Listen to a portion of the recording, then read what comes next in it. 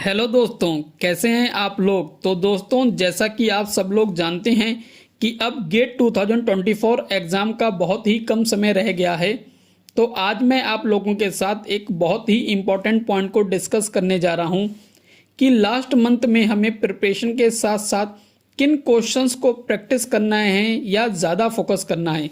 I hope कि अगर आप मेरी बातों को ध्यान से सुनते हैं तो 100% आपको ये स्ट्रेटजी आपके गेट स्कोर और मार्क्स को बढ़ाने में मदद करेगी। तो दोस्तों, अगर हम इस साल बात करें तो गेट 2024 को आईसी बेंगलोर कंडक्ट कराने जा रहा है। तो यहाँ सबसे पहले ये देखना जरूरी है कि आईसी बेंगलोर ने इससे पहले कब कब इस एग्जाम को कंडक्ट कराया है। तो 2002, 2008 और 2016 में बेसिकली आईसी बेंगलोर ने गेट को एग्जाम को कंडक्ट कराया है। लेकिन अगर हम 2002 के अगर क्वेश्चन पेपर्स की बात करें तो ये काफी समय हो गया है, काफी ओल्ड पेपर्स हैं, तो इसको हम स्किप कर सकते हैं। लेकिन 2008 एंड 2016 ये latest exam conducted by SC Bangalore है, जिसमें 2008 का जो एग्जाम था वो ऑफलाइन मोड में होता था और सिंगल सेट में ऑब्जेक्टिव टाइप के क्वेश्चन पूछे जाते थे।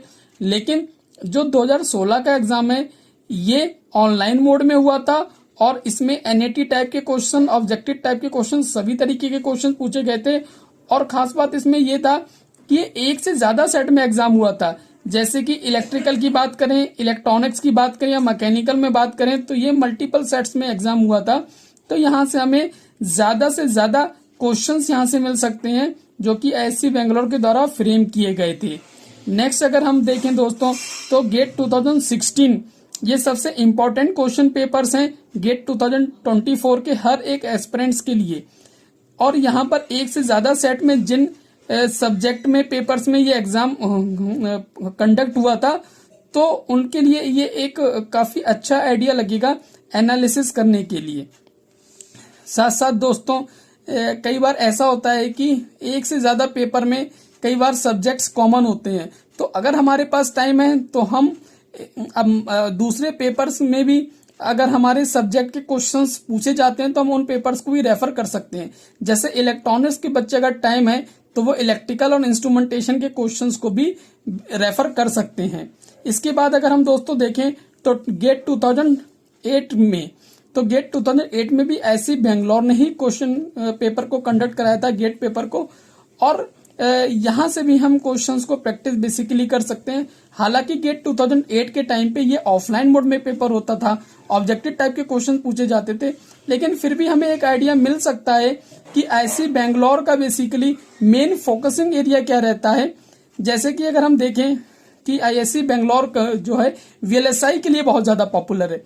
तो वीएलएसआई के लिए वो पॉपुलर है तो ज्यादातर इलेक्ट्रिकल या इलेक्ट्रॉनिक्स के बच्चों के लिए अगर हम देखें, मेनली इलेक्ट्रॉनिक्स के बच्चे, तो ईडीसी, एनालॉग और डिजिटल इलेक्ट्रॉनिक्स से आईआईसी बेंगलोर काफी अच्छे क्वेश्चंस बेसिकली फ्रेम कर सकता है वो यहाँ पर।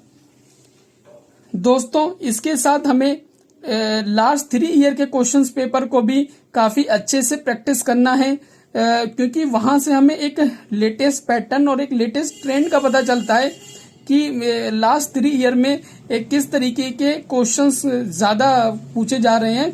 जैसे हमें पता होगा कि एमएसक्यू टाइप के क्वेश्चंस भी काफी ज्यादा पूछे जा रहे हैं लास्ट 3 ईयर से। तो हमें यहाँ पे एमएसक्यू का आइडिया लगेगा कि जहां पर एक से ज्यादा ऑप्शंस भी ठीक हो सकते हैं और ये काफी कंफ्यूजिंग क्वेश्चंस होते हैं। तो यहाँ से हम एमएसक्यू के क्वेश्चंस का आइडिया लगा सकते हैं। तो दोस्तों, इतना अगर हमने करने के बाद अगर हमारे पास टाइम बचता है तो हमें कोशिश करनी है कि जो कॉमन सब्जेक्ट के अगर हमारे क्वेश्चंस और एग्जाम्स में या और स्ट्रीम में पूछे गए हैं तो हम वहां से भी उन क्वेश्चंस को उठा सकते हैं और प्रैक्टिस कर सकते हैं, जिससे हमें एक अच्छा आइडिया लग पाए। इसके बाद दोस्तों, हमें टेस्ट सीरीज को जरूर हमें देना है लास्ट मंथ में, वो चाहे मेडीजी की हो चाहे एस एकेडमी की हो। जो सस्ती होती है हम उसके साथ जा सकते हैं। मेडीजी की बेसिकली महंगी होती है तो एस एकेडमी की हमें सस्ती मिल सकती है, तो हम एस एकेडमी या फिर मेडीजी की टेस्ट सीरीज के साथ जा सकते हैं। बच्चे ज्यादातर मेडीजी को प्रेफर करते हैं। इसके साथ दोस्तों, हमें ये भी ध्यान रखना है कि जब भी हम किसी भी एग्जाम में बैठते हैं तो वहां हमसे 10 से 15 सब्जेक्ट के क्वेश्चंस को हमें एक साथ सॉल्व करना होता है। तो हमें अपनी स्टडी करते समय भी कुछ इसी तरीके की हैबिट बनानी चाहिए। तो कम से कम हमें एक दिन में 2 टेक्निकल सब्जेक्ट को पढ़ना चाहिए और साथ साथ हमें मैथ और रीजनिंग एप्टीट्यूड को भी थोड़ा थोड़ा टाइम डेली देना चाहिए। अगर मैं टेक्निकल सब्जेक्ट को हम बात करें तो 3 आवर मैंने यहाँ पर इनको दिए हैं, तो आप 3-3 घंटे दे सकते हैं और लगभग 1.5 घंटे मैंने मैथ और रीजनिंग एप्टीट्यूड को प्रैक्टिस के लिए दिए हैं। तो ये हमारे हो गए 7.5 घंटे हो गए और 2.5 घंटे मैंने बेसिकली प्रैक्टिस और एनालिसिस के लिए दिए हैं, टेस्ट सीरीज वगैरह के लिए। चाहे तो हम यहाँ पे रिवीजन वगैरह भी या फॉर्मूले या फिर की कॉन्सेप्ट वगैरह को हम रिवाइज भी कर सकते हैं। तो मेन दोस्तों यहाँ पर हमें यही बात समझना चाहिए कि इस साल जो गेट का एग्जाम है वो हमारा IISc बेंगलोर कंडक्ट करा रहा है।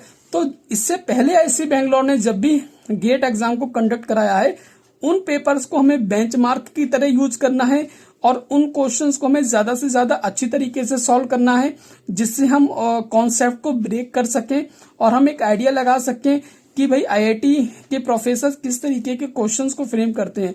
साथ साथ हमें दोस्तों यहाँ पर लास्ट 3 ईयर के क्वेश्चंस को भी ध्यान में रखना है और उनको भी बहुत अच्छे से प्रैक्टिस करना है, जिससे हमें एक लेटेस्ट आइडिया लगता है कि लेटेस्ट ट्रेंड क्या है, बेसिकली क्वेश्चंस का फ्रेम किस तरीके के किए जा रहे हैं। क्योंकि MSQ का भी हमने बात की कि MSQ बेसिकली क्वेश्चंस यहाँ पे पूछे जाते हैं। तो इतना अगर हम कर लेते हैं, IISc के प्रीवियस ईयर PYQ को अगर हम अच्छे से डील कर लेते हैं और एक आइडिया लगा लेते हैं, क्योंकि जैसा मैंने अभी आपको बताया कि VLSI में बहुत पॉपुलर है IISc बेंगलोर, तो EDC एनालॉग और डिजिटल से काफी अच्छे क्वेश्चन वो फ्रेम कर सकता है और बाय डिफॉल्ट उन्होंने अच्छे क्वेश्चन फ्रेम किए होंगे। तो वहां से कहीं ना कहीं हमें एक बेटर आइडिया लग सकता है कि हमें किस लेवल पे अपनी प्रैक्टिस और अपनी प्रिपरेशन को रखना है। साथ साथ हमें सब्जेक्ट्स को रिवाइज ही करते रहना है और मैथ और रीजनिंग एप्टीट्यूड को अच्छी तरीके से रिवाइज करना है। और अगर हमारे मैथ और रीजनिंग एप्टीट्यूड के क्वेश्चंस की बात करें तो लगभग मैथ और रीजनिंग एप्टीट्यूड के हर ब्रांच में क्वेश्चंस कॉमन टाइप के ही होते हैं, तो हम हर ब्रांच के चाहे तो क्वेश्चंस मैथ और रीजनिंग एप्टीट्यूड के लिए यूज कर सकते हैं। तो दोस्तों आशा करता हूं कि आपको मेरी ये वीडियो पसंद आई होगी।